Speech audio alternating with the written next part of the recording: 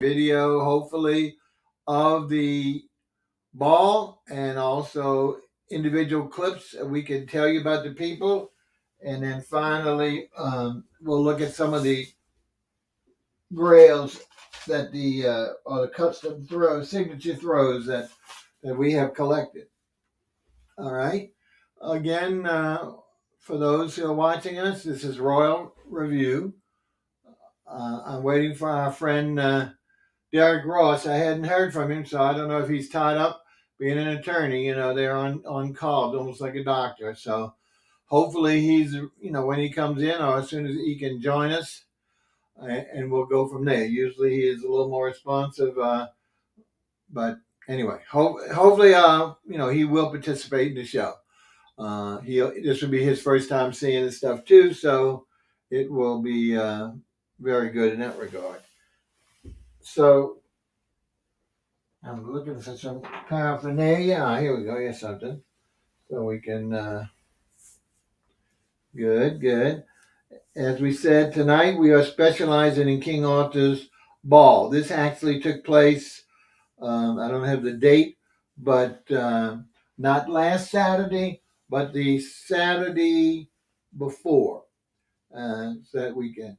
And so what we're going to do, like I say, we have video of the court and the queens and kings coming out.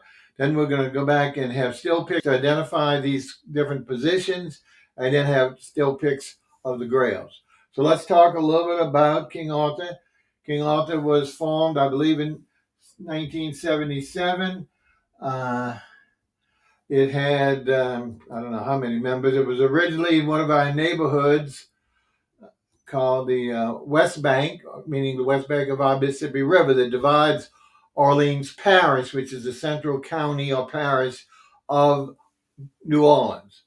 It traveled there for many years. And then after Katrina, a lot of our floats or parades were centralized on the East Bank into one route. So it's following the traditional route, and it will actually be parading the Sunday before Mardi Gras. Mardi Gras or Fat Tuesday is March the 1st. So it's probably February the 27th. And I've forgotten what time it starts, like 12 or 1 o'clock, about midday. It goes up Napoleon, where it starts in Britannia, goes up St. Charles Avenue to downtown, and it eventually disbands in the Warehouse District, which you may or may not know where that is. So we're hoping you'll enjoy yourself and enjoy what we're going to show. Again, not everyone gets to go to balls. It's not like the parades where anybody can go. It's free and open to the masses. This balls are by invitation only for the most part, and you either have to be a member or a friend of a member to get an invite, and it may or may not cost you. Sometimes the member has to pay, sometimes you have to pay, sometimes they're gratis. But what it is usually a semi-formal. Originally, it was always formal: black tux and white shirt and black tie, and ladies with long gowns. Nowadays, some of the crews, especially the older established crews, follow that same tradition. But a lot of the new balls are actually all-night parties. People are casual, and the party will go on, and the parade will actually sometimes come directly to the venue where they are enjoying themselves. Whereas the traditional line is actually outdoors for the entire route and then disbanding somewhere, usually downtown. Okay, there I am. And excuse the little, boy, don't I look good with a mustache, huh? I don't know if you're seeing that or not. Well, still, we've moved the studio, and that's why we're having a little concerns. What I'm wearing, if I could get it for you to see, is actually the hat representing the Merlin, who is the magician in the King Arthur court. And these were actually given away by riders to people in the streets who've come to see him. You probably can't see, there's a decoration on the cone of a gold crescent and star made out of velvet. The original year that it came out was in this color blue. Since then, they've done black ones. I don't know what's coming out this year. All that's kind of kept secret till the parade. But we wanted to put this on, and if you can see this little thing here, it's not black. That's a lanyard, and on the end of it is a cloisonné doubloon, or coin. On one side is the actual king's image, and the other side is his queen's. In this particular one, we're actually not the queen, but the wife. And this particular king, unfortunately, passed away unexpectedly last December, and was not able to return. And we'll see some of that as we see the people coming out, because the first person coming out will be the queen, and then after that, normally the king. And they sit, these are the returning king and queens, not the new ones for this year. And they sit below the platform or throne area for the new people, but they are greeted by all the court and the incoming queen and king. Because the unfortunate demise of the king by the name of James Lindsay, his queen, Jenna Fraser, will be sitting next to an empty chair.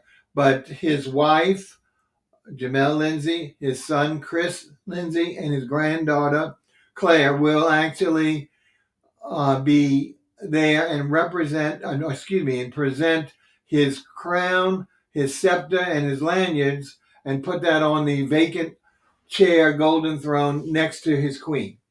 So that'll give you a little bit idea. And then after that, we'll actually see the one by one the different court members and costumes that we want to talk about.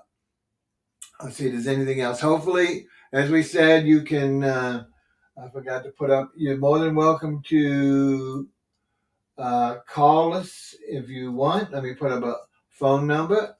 504-383-3654. We'd love to hear from you. Or you can, on any of the platforms that you're watching, you can make a comment.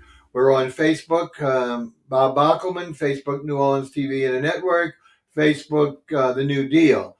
We're also on our co-host Derek Ross's Facebook profile.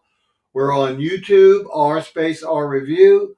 We're on Twitter, Bockelman Bob, reverse name. And we're on LinkedIn Live as Revue, which is our production company, and that little ant up in the corner.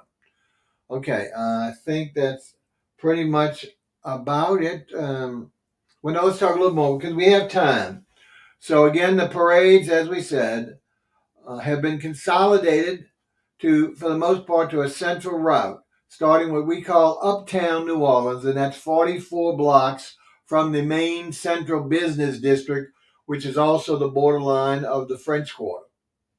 Okay, the parades will actually go up on the very famous St. Charles Avenue, which is a two-lane street separated by a neutral ground that actually it contains our National Historic Landmarks, the rolling streetcars that take people all the way to downtown for years since they were first implemented.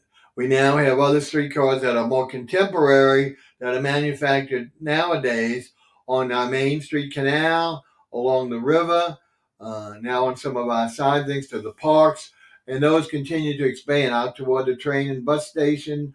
So they continue to expand to afford not only reasonable, affordable transit for anyone, but also just a wonderful look as opposed to the buses that they're replacing, which originally replaced these beautiful streetcars. So people got to realize the value and the cleanliness of the streetcars versus the gas polluting buses. During the Mardi Gras parades, which run, let's talk about that. We had our first parade yesterday, but that was really unusual.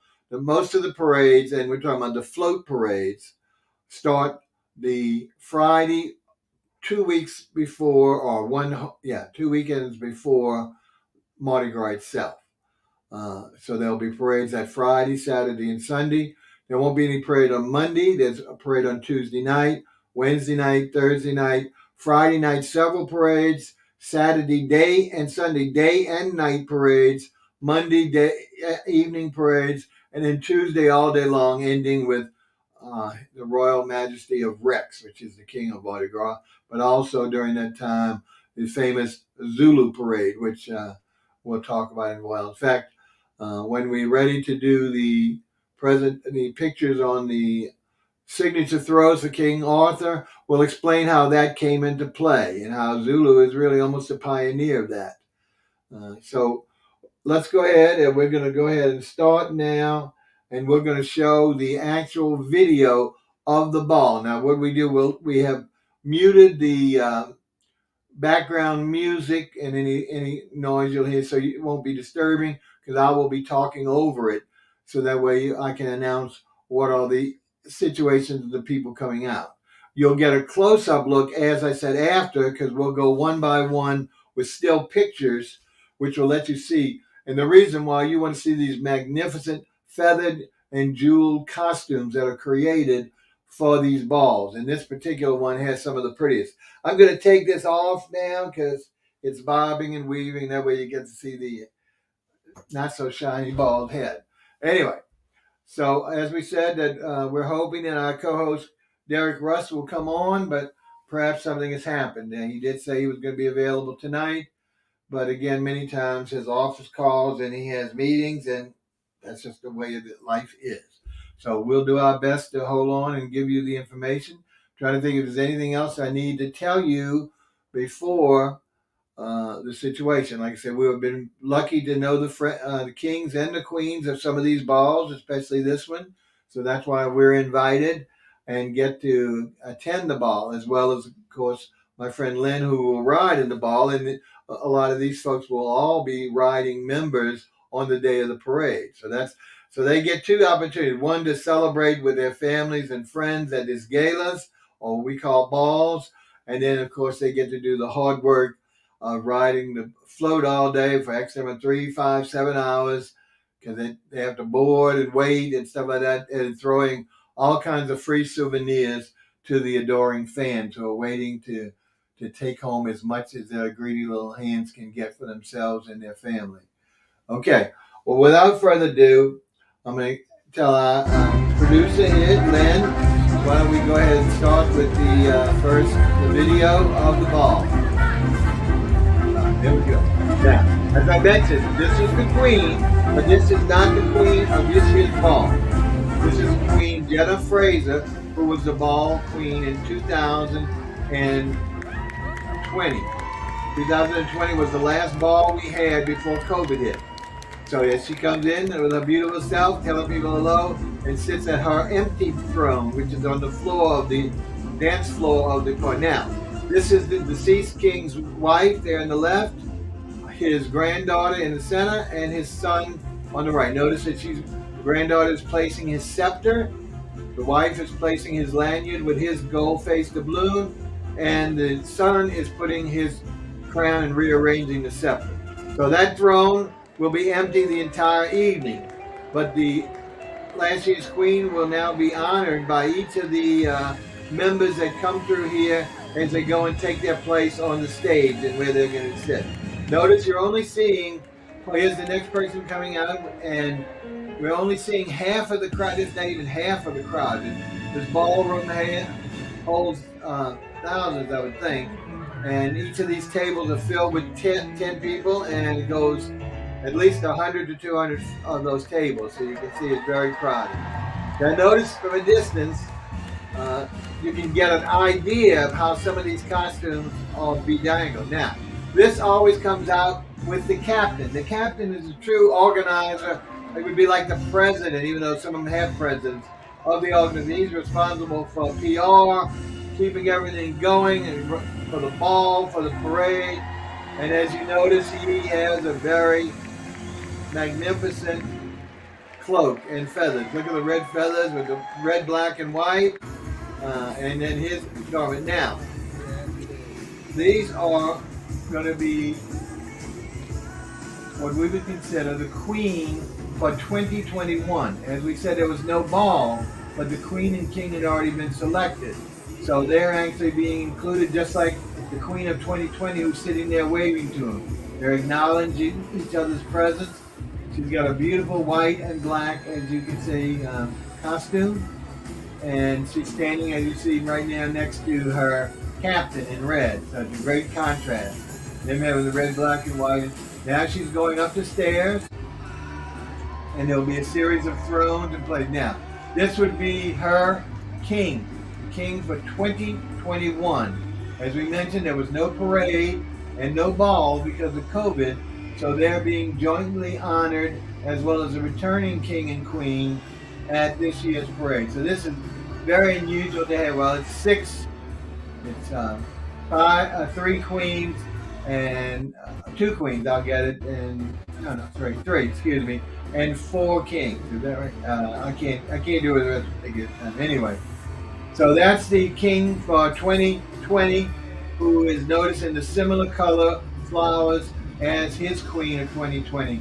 Which, as you see, that he's going to greet the captain after he greeted the last year's 2020 queen. And now he's mounting the stairs. You can see his queen is already up there. Notice the golden thrones. Those will be, of course, for the incoming or the current king and queen. These will be stationed on each one's flank. And then we're going to be seeing maids. The maids will be in magnificent colored costumes representing different situations, and they'll be standing next to these, both the king and queen from last year. Once again, as you see, they recognize the returning queen from 2020, and this is our first maid in the pale light blue and white. Don't worry if you're not seeing them real well now, because as I mentioned, we will have still pictures after this video is over, and we'll be able to focus a lot better on the detail of all, because not only are they plenty with flowers, with feathers, I'll get the word, but they also have extreme decoration on the inner part of the feather to their surrounding their bodies. Now here's another one in a beautiful burgundy and white with some gold. Here's another maid, as you see. They honor the returning queen, and they go say hello to the captain and go take their place up on the dais, standing next to the last year's king and queen. Here comes another beautiful maid. Notice she's in pink, white, with a touch of yellow. And again, we will see it much better in the clear picture when we show after the video. Now this is lovely. Everybody loves purple and lavender, and it's truly, truly a beautiful color. So let's take a look at that. Look at all the work. So there we go. Now, there we go. Look at the back. Huh? Once again, they follow the same routine. Go and say hello to the captain. At the other side, they'd go up the steps. Here comes another one in a teal or turquoise blue. And once again, this maid will come and acknowledge the returning queen before she sees the captain and go, oh, look at the returning queen. How nice. She's giving a scepter wave or a kiss. So, can't get better than that. The wonderful heraldry and the wonderful camaraderie is developed in these membership organizations. Remember, folks, these organizations are all private, and all of this is paid for by themselves. There's no government sponsorship, commercial sponsorship, and when you see how many organizations we have, not everyone parades, but they have numerous organizations that have balls, and all that has to be paid. They have to rent these rooms, provide food, and there'll be drinks, and also they'll be dancing in it. Now, if I'm seeing correctly, the king author has, I showed you I had that hat on, the Merlin hat, which was the wizard. Well, he has a wife or a cohort called Morganza. That's not her yet, sorry. Still looking at maids. I didn't realize how many we have of the maids, but see all the different colors? There's a two-tone, a blue, and some others. Well, what we're going to see when we see some more black and purple is going to be both Morganza and Merlin, the magician, and his wife, Morganza. Now let's see what this is. Unless this is the new king and queen, huh? I'm not sure. That's what we got coming out now. I thought they came out last, but they might. Morgan. Let's see. Again, my bad eyes, folks, so you have to bear with me. And of course, there's a central spotlight on them. So, but looking like it's all white, which would imply it's either the queen or the king. Looks like the queen. They have a long trail for this year. So now she'll be addressing the returning queen of 2020, which is sitting right in our forefront on our right, Jennifer Fraser. She'll be actually acknowledging the captain in the red, and then mounting the stairs for the throne to sit between last year's king and queen, who are in black and white and gray. Look how beautiful. Look, can you see the work? And look at the magnificent train, I always keep calling them trail. but it makes a trail. It's a beautiful train that she and I think the king will have. Now here comes the king as well. Notice he's beguiled and everything with jewels, and now see he has a long sword because instead of a scepter, the Arthurian legend is that the king became king because he was the only person that was able to take that sword called Excalibur that was embedded in a rock. And one of the guys says, the Lady of the Lake, I believe, put it there. So here he goes. Notice see his beautiful train, and see how he's going up. He's being helped by some of the members in tux and tails to go up to his throne. And as I mentioned, looking here, you'll see the other kings and queens flanking them, and all along the sides, see the different maids will be evenly spaced out, the ones that we just saw. Now he's actually turning around and facing all of his subjects. They're arranging his train so it's visible, but hopefully it won't be true. And at some point, he and the queen will sit down. I'm not sure where that is, but yeah, the public is greeting and acknowledging, and they're all, the kings and queens are all raising their scepters and wands to acknowledge the audience. There we go. See the beautiful recognition. And usually that's a twofold thing. If you see, they'll swipe twice and turn. It's the signature way of them doing it. Because in the original environments was in one place that was a multi-tiered level. So one swipe, one swing to the left, right to left was for the upstairs. Now here comes the captain again. Again, this is a lively fellow. Now he's doing. Let's see what he's doing with the last queen. He's bringing the queen up, I guess, to present her to His Majesty the King and Queen of this year of King Arthur. And there she goes. There she goes, bowing or curtsying to the queen, and then doing likewise to the king. Okay, and then now she's acknowledging the king and queen of last year. And then, of course, there are all kinds of pictures, like paparazzi, all being done. So they're all posing. Now she's coming on back down with the help of the captain. Remember, the captain is the whole coordinator, like the director of operations during this event. He makes sure everything goes on time and everyone's accommodated and recognized. And he's usually a very benevolent person, very happy-go-lucky, and extremely. Oop! He almost took the queen with her. Huh? There we go. A little humor for everybody. His feathers were so big when he made that curve. Now, we're skipping. After some other pageants, there were other people come out in that maybe. There's actually dancing, as you can see, contemporary dance. There's music, sometimes by DJs and our bands, because this goes on to the wee hours of the morning. There's also a meal that's served. It's sometimes as early as 11 o'clock, sometimes as late as 1 o'clock. There they go. Then they're doing that, all those contemporary dances. I'm sure if you're in the audience, you recognize going on. And now they're coming off the floor. All right. And there's a thing called the second line, which is unique to New Orleans, where they'll swirl their handkerchiefs, and they also carry parasols, and there's a band, traditional song that they sing in their handkerchiefs. These happen all over the city, all during the year, not just Mardi Gras, especially now at weddings, special events, where people will strike up a second line. It's basically like a conga line for those who are really old, but not done single file. Done in twos. It doesn't have to be organized. It's just dancing and celebrating the thing that went ahead of it. Okay? Now, there we are again. So there we were. That was, now again, folks, we only saw we condensed the film. We originally had 40 minutes of the pageant, or what they call the tableau, but we condensed it down to 12 because we have other things to show you and to talk about. And especially, as we said, because the quality of the photography, because of the tremendous lights that are focused spotlights on these wonderful court members, don't always allow photographers to have fantastic pictures. But still pictures do a lot better job because you can get closer and work around those lights. And so what we're going to do in a little bit is actually bring up the pictures, still pictures one by one, and I will tell you the people, if I know their names, I'll tell you their names and their position or title or place in the court for King Arthur. Again, folks, if you wish to call us, ask any questions, 504-383-3654. Any question but where's Derek? I can't answer that one. I was hoping he'd be here.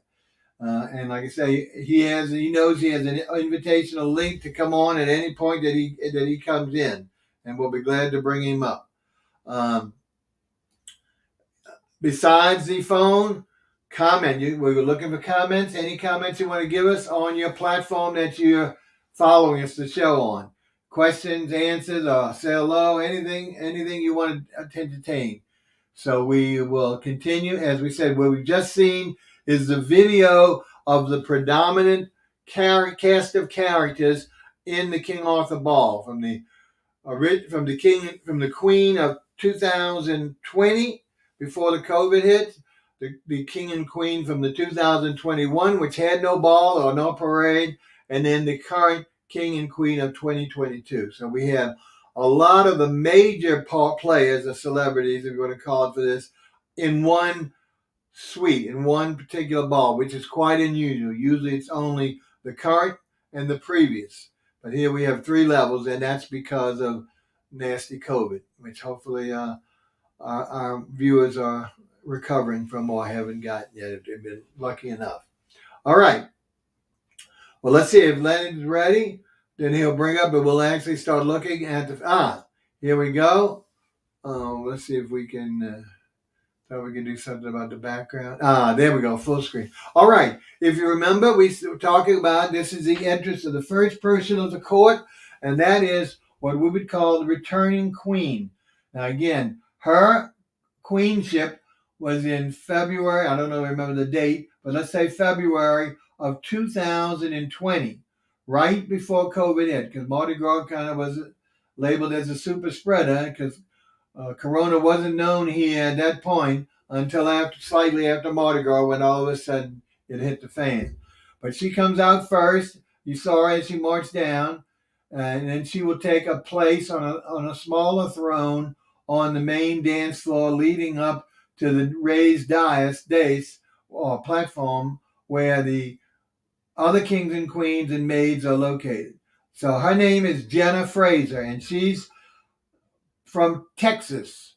And the reason why she's from Texas is because her king, who we mentioned is deceased, was a bi-coastal. He lived in Texas originally, but he also was married to the lady you saw who lives in New Orleans. So he was not bi-coastal, I don't know what they call it, metropolitan, I don't know what they call it. But anyway, so that's Jenna Fraser. She's a really good friend. She was a long time ago. She was in California, not DJ. What do you call those people on radio star in California before she met her husband at that time, and he, of course, was from Texas, and so that's how that situation began.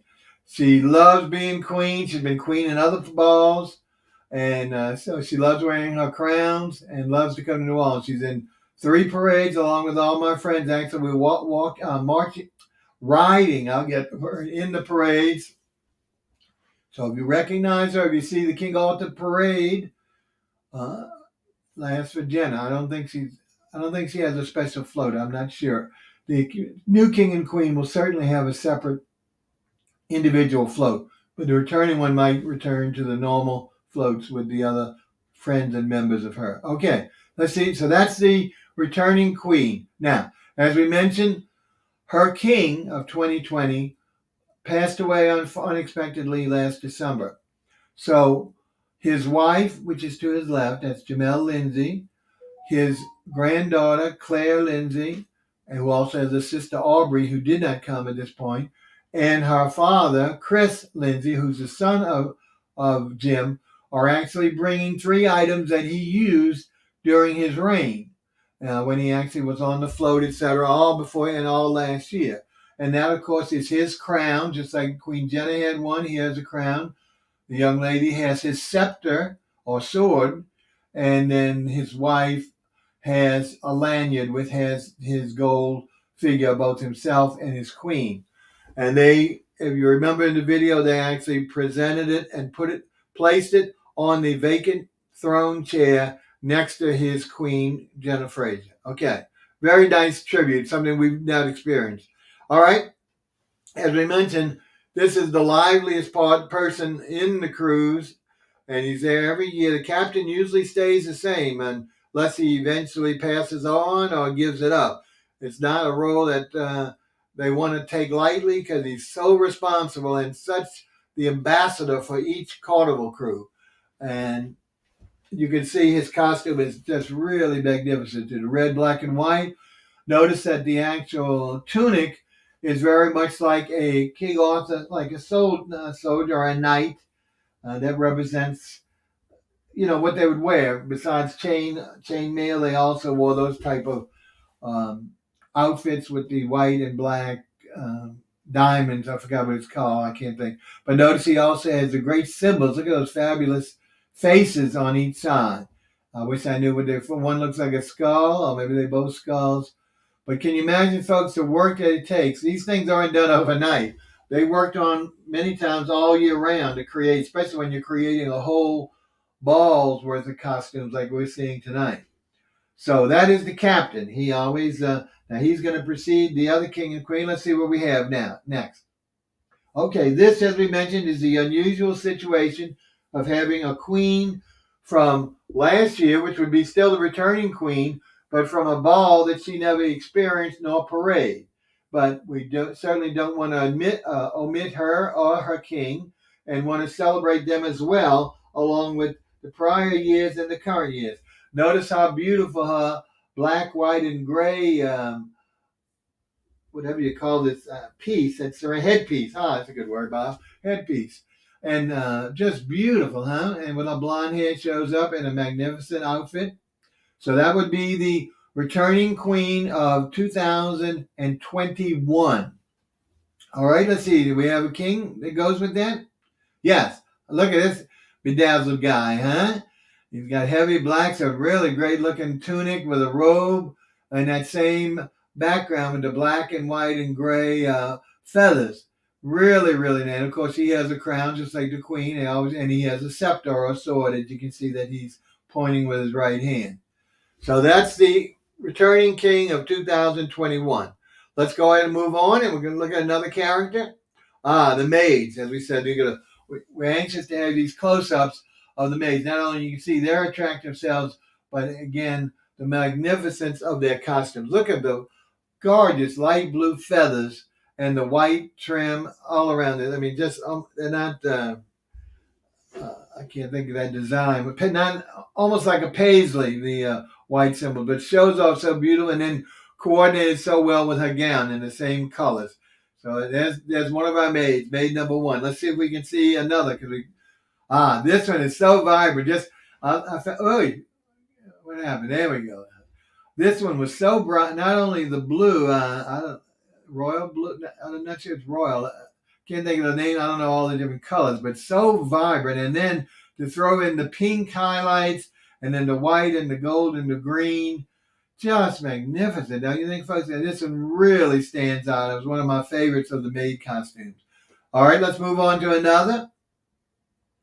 Now, this is the opposite. Instead of being the light pastels we've been seeing, this is the dark, the burgundies with gold and white and some gray. But look at those magnificent feathers, and her costume is really, her dress is just magnificent. So formal and really, really pretty. So a welcome, nice change to the variety of the pastel colors that we've seen so far. But let's move on to another maid. Again, back to the pastels. Look at this beauty. Pinks with white and gold. Isn't that exquisite? Once again, you're seeing beautiful pinks and with those white whatever, again, those decorations are. We call them like ironwork, almost like our wrought ironwork. Beautifully done, but then offset by this magnificent gold headpiece, which is really part of that sits on our shoulders, because she has to, all that's affixed, and they have to carry that on. They have these harnesses that they have to put around their neck with straps, etc., because these headpieces are so heavy and cumbersome.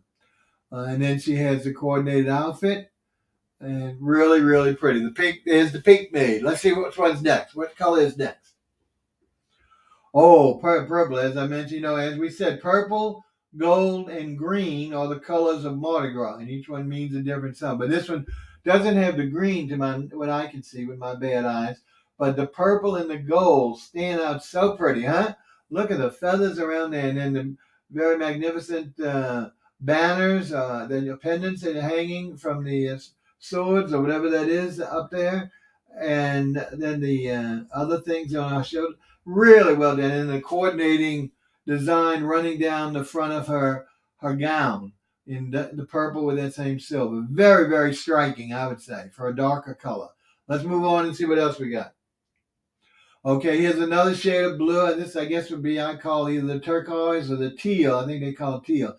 I really like not only the color, the teal, but also the great shields. Do you see the shields of the different knights? One's across, well, both of them are crossed, sort of like the Crusaders during the Crusades, who would wear the cross supposedly for the religion, to fight religion against people who were the adversaries. But a beautiful turquoise or teal color with the white and the silver, really, really well done. But those accents are really nice on the flowers. They really stand out. Okay, let's see another color. I think we have a couple more. Is that it? Okay. This is, as we said, this is not a maid per se. This is the wife of Merlin the magician, who was the right hand of the King Arthur in the legend and would help him get a lot of things done because of his ability to do magic. And this is his escort or wife, and she's called Morganza. And they're always in black as part of their deal, accented with purple. So very, very striking once again. Beautiful purple, gold, and black, a little bit of white. And notice that she has a staff that she and her husband will use instead of using a sword or a scepter. Now let's see her partner in crime, Merlin. Look at this. Wow, even more dynamite. Look how dark those black feathers are, and then offset with just a trace of purple instead of being as much purple as the female. And then the costume to be heavily purpled on the main throw with just the black being on the jacket, and also that piece that hangs down, that frontispiece, whatever it's called. Again, he's got his scepter. Really cool, huh? Okay. I'm not sure if that's it. Let's see. Do we have any more pictures? No. How can I? Last but not least, second to last but not least, this is the current queen of 2022. This is Her Majesty, as you see. That she's all in white. They always are in white with gold, maybe some silver or gray, hard to see, but just real elaborate. White and silver, it looks like. And just really so much work, huh?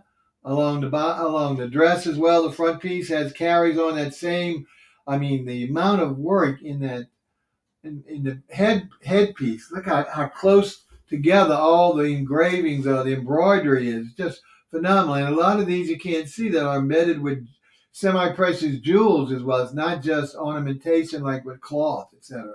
All right, let's see, probably last but not least, as I was trying to say, His Majesty's. We wanted to give you a good look at up close of the train. As we say, each one has a long train that they have courtesans, pages as they call them, that keep them in line as they walk and parade around, because they parade around the entire dance floor before they actually go up to take their place on the platform where their throne is. But you can see how magnificent. So it's it's just something that usually is not done that much anymore. In the old days, all the brides had those, but even today, the trains or anything they have them, very few are having this extended, certainly with this embellishment like they have here. But now let's see if we're going to see. I think we're going to see finally His Majesty the King. There he is of 2022. Notice he has, I think those are swords. You see the handles of the sword pointing inward, again within that ornamentation. Notice he has a beautiful necklace of gold. I guess that's gold medallions, I would imagine. He's got his golden crown, of course, and his scepter or sword. So, and notice that if you look to the right and the back, they both have trains. It's not exclusive to the female, to the queen. They both have corresponding trains that accompany and, like I say, attach to that magnificent headpiece, and has to be. Sometimes the young pages will carry one on each end as they walk. Sometimes they'll just make sure that it doesn't tangle up because they're not supposed to be allowed to fold or to get tangled. So that's the page's responsibility. Okay, I think that's our last picture. Is that right? Yes, I think so. So there we are again. His Majesty with Mr. Mustache. Who is that? Pierre, whatever his name is. I can't even think the French guy. My old mind can't claim much anymore. The dementia is so bad. I can open my eyes. Look at that. I have black eyes. Wow. Beautiful. So it matches to my mustache. All right, folks. This is Bob Bockelman. We have been looking at the King Arthur Ball for 2022, which just happened 2 Saturdays ago. Okay. And this was held, most of the balls nowadays are held in ballrooms or huge auditorium rooms of hotels usually in our main city downtown. This was held in the Hyatt. The Hyatt is attached to the Superdome, and it's a huge hotel, thousands of rooms in the shape of either a cross or an X, depending on, with all tinted windows. It's just wall of glass, 34, 40 feet high of glass for each window. So when you have a room there, you see floor to ceiling glass looking out over our whole city. You can either be facing the river, you can face the east, the west, or you can be facing our Superdome. Just got a note from Derek. I'm hoping he can come on. It went quickly, so he's got the invitation. I'm not sure if he's saying he can come on or he just got out of the meeting he's in. If we see him, we certainly will bring him on, and I'm hoping he is watching this or hears this so he can come on and we can talk as well. What we're going to do for the rest of the evening, of course, is talk more about the ball and then focus on things what we're calling customized or signature throws. And these are things that are individually created for the members, by the members themselves usually, although some people actually hire people out, artisans, to make that because that's how important it is to them. They're allowed to throw off the float 2 dozen of these customized signature throws. Now, for King Arthur, I think we might have mentioned, let's talk a little bit about Originally, Mardi Gras, as you may or may not, started in the late 1800s. And some of the earliest throws were beads. And to this day, beads are a mainstay. And we say beads. In the old days, some were ceramic, some of them were glass. And then the advent of plastic, making them commercially feasible in all different shapes, colors, and sizes, both as necklaces and bracelets, were thrown predominantly. That was the predominant throw for 30, 40 years. Then, in 1961, Rex, the King of Mardi Gras, which is the significant parade on Mardi Gras Day, Fat Tuesday, which would be March 1st, invented the doubloon. The doubloon is a coin, and just like you saw some for the King and the Queen, they always did these for their member, for their court, would get significant doubloons for the parades. But they did not give them to any of the people, any of the members, or any of the outside on the parade route. So they came up with an idea of commercializing the balloons and sending them en masse. So in 1961, they created a very inexpensive anodized aluminum doubloon with the King of Rex. He has a profile silhouette of a stylized king that is used as their logo on one side, and the back side usually would include the theme of the parade, the date, etc. of that Mardi Gras. So it became a tremendous success. All right? So much so that each of the crews were setting and they were magnifying them by doing them multiple colors. It just proliferated for years. Very collectible, and sometimes actually had value, if you can believe that. Nowadays, they're not really, people have these big collections, but for the most part, it's just strictly reminiscent of memories, something like that, not of any particular value. The one exception to that thing was early on in 1911, I think Derek told us, he was kind enough, the Zulu. Remember we talked a little bit about Zulu. What is Zulu? Zulu is predominantly an African American parade. It parades on the same day as Rex. It's founded by their organization, the Zulu Social Aid and Pleasure Club. Now, what is that social aid? Social aid was many of their members would actually be provided with benefits, whether it was health benefits, life benefits, maybe even housing or food. So it was really a wonderful membership reward to the community members who joined. Plus pleasure, they got together for all type of social events. And some of these social events, even today, and all the other organizations, are fundraisers to help promote their good works, as well as to help pay for these expensive parades that they're putting on for the community, totally free to the community. They came up, because it's an African American predominantly based organization, most of the members are African American. That makes sense, of course, but they are all inclusive and allow all nationalities. The key here, which is somewhat controversial, is that they have to be in blackface. Today, that's not appropriate or that's not woke. They have to wear blackface with the white circles on the eyes and also around the lips. And they wear a grass tutu, which is predominantly like bamboo or something like that, light wheat. I don't know what it is. It's not grass, literally grass. And they wear black tights. So they look like warriors and natives of Africa, as we stereotypically envision them. And that has been since day one. They continue that same tradition, even though some people of all nationalities criticize that look for today. But it's one of the most sought after parades to be in. To be able to get into that parade is highly sought after, and especially if you're Caucasian or another nationality.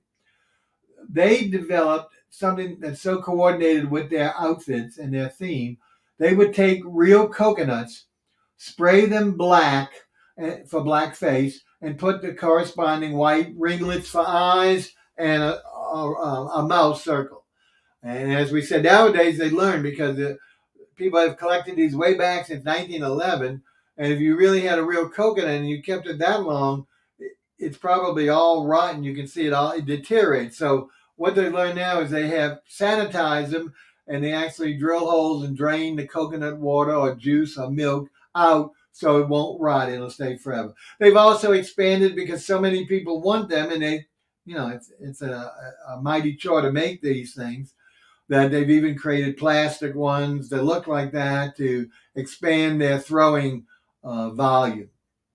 But anyway, that was the premier, besides the doubloon, signature throw.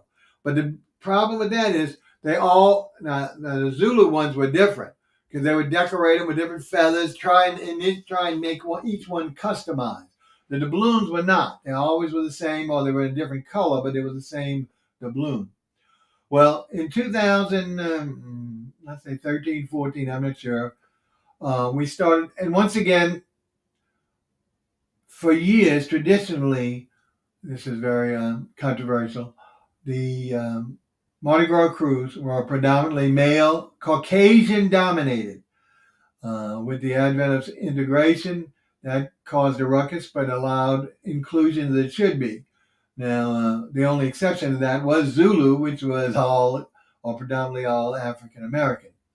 So that was the first thing. But there were very few, if all, female crews. Okay, some of them would allow females to come on, but they'd put them on a separate float at the back of the parade or something.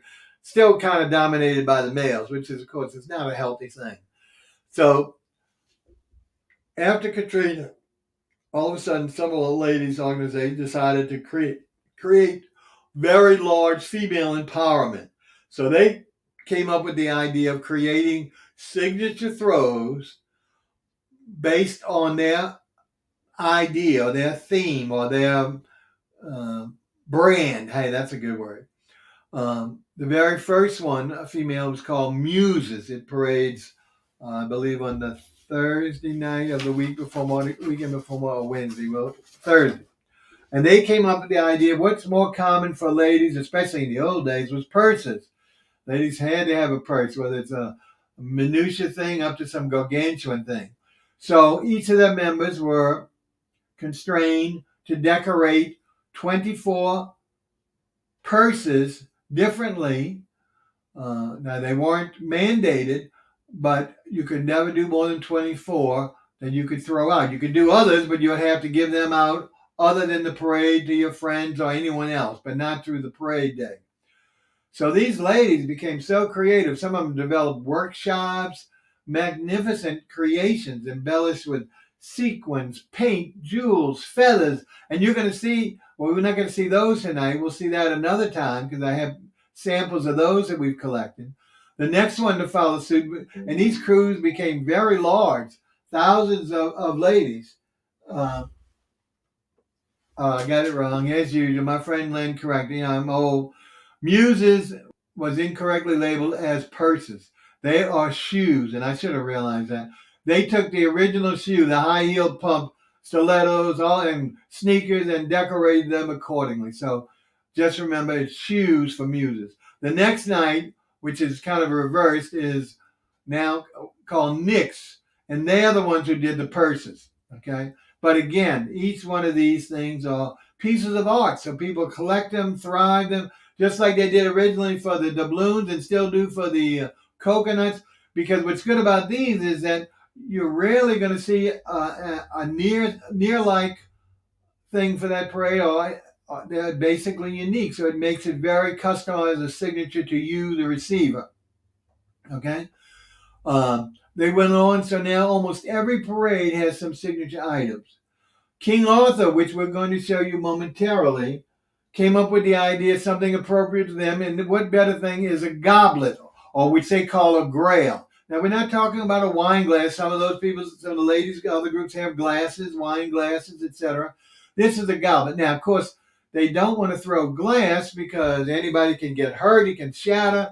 So they take manufactured plastic goblets coming in either gold or silver or maybe even white. But very few keep that color. That's just the base color. Then they will paint over that, glitter that, decorate it accordingly with either theme of the entire parade, the organization, or their individual float.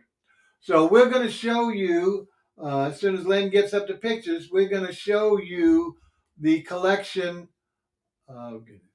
of pictures. Here we go. Of grails. Can we get them up, Len? Oh, we frozen. Here we go. Okay, folks, I'm not sure if you're hearing me. I hope you are. We're waiting patiently for the pictures to come up.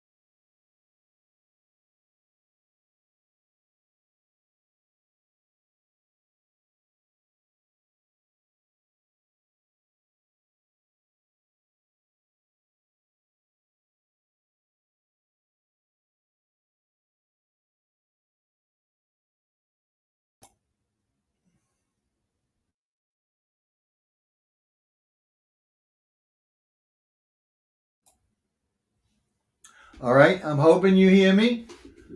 I can't get feedback, so I don't know. There's the first one, which is King Arthur, and it's done in purple, green, and gold. It's a shield. I'm trying to see if we can move forward. Leonard?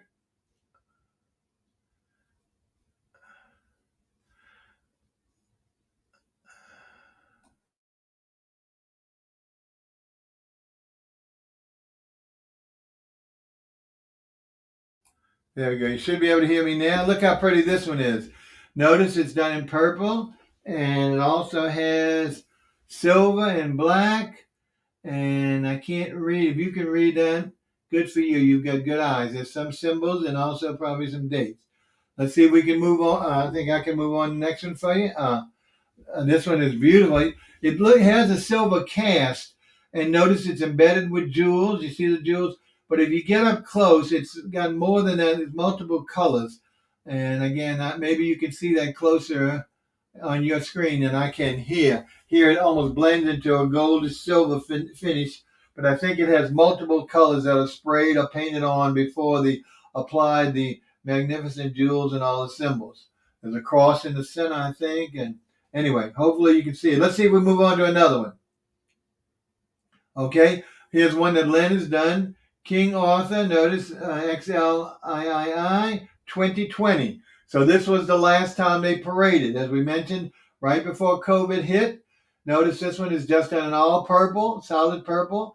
Also has the date on it and a label on it with the name. Now, one thing we didn't mention that Len does, the inside of the goblet or the GRAIL is also glittered with, and he has different types of glitter, very fine glitter, like I would say this one is, to very chunky, which is my favorite glitter. But he will decorate, and you see the one next to it is in three colors, purple, gold, and green. So these are some that, and this was from 2020 that he handed out. Okay, Lennon, let's move on to another one. Okay, here's another one. This is 2021. Now, remember, well, Bob, you said we had no parade, no ball. That's true. So Len wanted to keep in the spirit of things because it didn't know what was happening. So if you notice that this particular decoration on the goblet in the gold with the fleur-de-lis in purple is actually representative of a COVID mask. You see the two little white things that go over the ears. So that was recognition of the COVID parade that didn't happen. KA for King Arthur, 2021. So it was very ingenious of him. Of course, he didn't make hundreds of these because he couldn't give them out, but wanted to make a few that would represent Mardi Gras for the year that these things were not given out because there was no parade. Okay, let's move on. He has the same kind of parade, done a little differently, gold with the purple mask. See, again, this is 2021 with the COVID mask and then the gold on the fleur-de-lis with the green writing. So we still purple, gold, and green. Let's move on. This is a sneak preview for these folks now. Notice 2022. Okay, his current, this is going to give away a little bit of thing. This particular, he's done several to honor the Beijing Olympics. As you know, I think that's starting this weekend or next weekend. So that's what this represents. That's the Olympic rings, which is really cool because, this will probably not be done by anyone else because the theme of the parade is nothing to do per se with the Olympics, but it's about travel or things all around the world. So what more relevant than the Beijing Olympics? All right, let's move on to another one.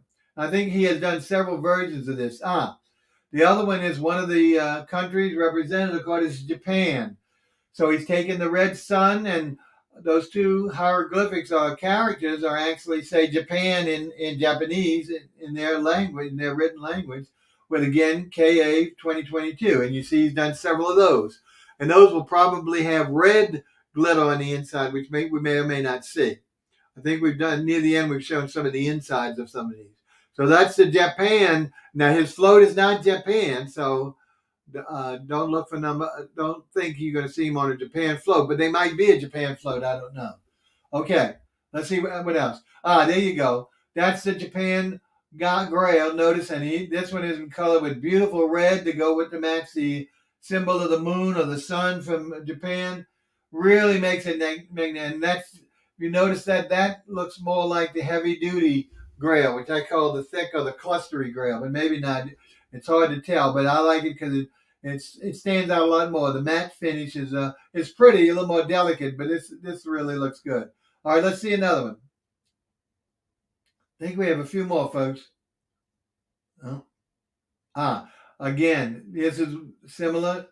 Beijing, done with the green liner. Notice it's green. So we have red, green. I think we got a couple more colors, which of course coordinate with there's blue, coordinate with the ring colors. If you notice, those are your typical Olympic ring colors. So he's taken each one of those and put it in the inside as well to coordinate this. So that makes them really unique, even in the ones that he's done that all look alike with regard to the Beijing Olympic rings. All right, anything else? I think we have a few more. One more, and that's the black. There's a black ring. I never did know that until I saw him do these up close. But besides blue, there's a black. Back to the first one, we noticed that the difference, you couldn't see the inside. See, that's that heavy gold crusting of glitter that lines the inside of this purple, gold, and green shield representing King Arthur. This is one of the early days. Now, this one is beautiful. This one it kind of looks like pink and black, but once again, the pink is like multicolored if you get up close. But it's absolutely beautiful. And the black has kind of a matte, almost a charcoal gray. So it's like multicolors put together, but kind of resembling two colors only. And I think we may have the inside of this one coming up. I'm not sure. Let's see what's. Yeah, notice there's again the black with the heavy glitter. So it shines a lot more. The other one's a little matte when you use the fine glitter. Okay, we have any more? This is one of my favorites. Now, this is black and gold. What does that got to do with Mardi Gras? It doesn't. It has to do with our Saints, New Orleans football team, which, of course, is relished by the entire community. We're in a state of flux right now. We've lost our quarterback retired, and we've just lost our coach who retired. So we're in a rebuilding phase. But you see black and gold all over. So why not include it in the King Arthur goblets, even though it's not a Mardi Gras color? And because I love this one, because it's all heavily crusted with the thick glitter, it's really one of my top favorites. All right, I think, is that it, or we have one or two more? That's, again, looking inside so you see the whole effect. Really makes it pretty. Now, you can do anything with these guys. You can make them into flower planters for the, now you can't drink out of them, but you can certainly use them to decorate further. And a lot of the people will take, Len is pretty much a purist, by just working within the confines of the GRAIL or the goblet or the vessel.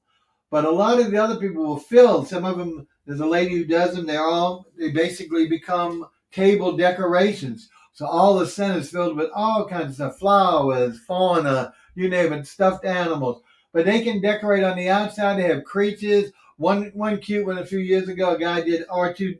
If that's, I get mixed up with, yeah, 3CP. I don't know which one's which, but R2D2, which is the little robot, and it was really cute. So he put a dome on it, did it all in those colors, and it was really cute. But there's all different things. That's what makes it so unique to these organizations, that they will take a common denominator and create unique items for such.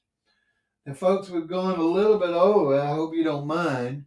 But we wanted to show everything to you that relate to the ball and something to look forward to the parade. So, if you have the pleasure and luxury of attending the King Arthur Parade, that will be the Sunday before Mardi Gras. Mardi Gras is Fat Tuesday, March 1st. So it will be the 27th of February. I believe the parade starts about 12:01. As we mentioned, uptown on Napoleon, St. Charles comes down, goes on Canal Street, turns, and dissembles down by the, almost by the Superdome. So Len, I give it away. Len is on, I believe, float 17. Okay. And he likes to be always at the top and the back. So if you can remember that, yell for Len, and maybe you'll get lucky and get one of the, you'll get something. Definitely a throw, but whether or not you'll get a wonderful goblet or GRAIL, I can't guarantee that, depending on what part of the parade, how many he has left. All right, folks, we really want to thank you for coming back to us and watching us. We didn't get any comments or calls. I'm always disappointed there because, it makes us feel good that you have some interest beyond just watching the picture. I know you don't enjoy hearing me talk, but hopefully I am able to impart some information, some of it incorrect, as you've seen, but with corrections. Uh, we plan on continuing. As you know, the show is usually on Thursday nights. So we hope to have one again this Thursday. Again, I got to find out what Derek's availability is.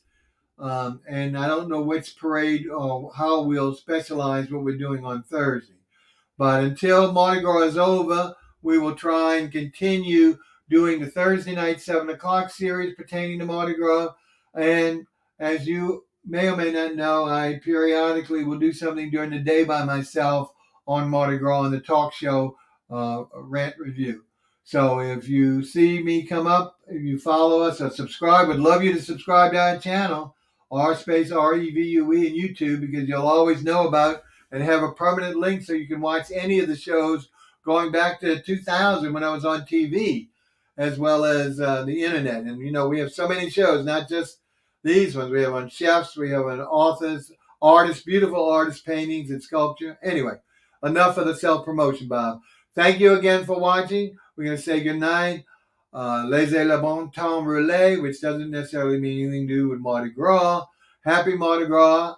And hopefully you'll see us on later this week and any of the other shows. Don't hesitate to follow us because we've got some new ones coming up on not even on Mardi Gras. Take care and thank you again. Good seeing you.